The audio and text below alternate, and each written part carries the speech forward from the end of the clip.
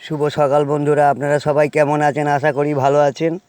প্রতিদিনের মতো আজও মাছ এনেছি। দেখুন, আজকে মাছ এনেছি, ভোলা মাছ এনেছি। দু রকম এনেছি, দেখাচ্ছি। আপনারা একটু ধৈর্য ধরে দেখবেন, কারণ এই মাছটা এনেছি, এটা ভোলা মাছ, এটা নড়ে ভোলা। আর এর সঙ্গে একটা ভোলা আছে, মধু ভোলা আছে, আপনাদের দেখাচ্ছি। এই দেখুন,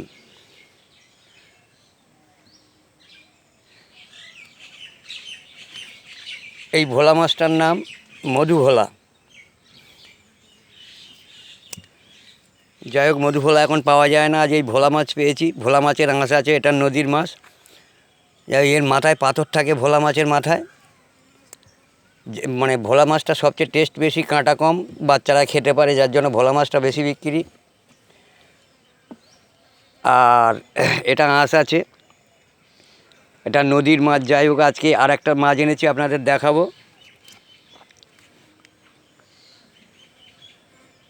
এই মাছটার নাম লাইলেন টেগার। তেলাপিয়া নয় বন্ধুরা, এটা লাইলেন টেগার। দেখুন, লাইলেন টেগার বলা ভুল হবে, এটা মনোপ্রিয়া।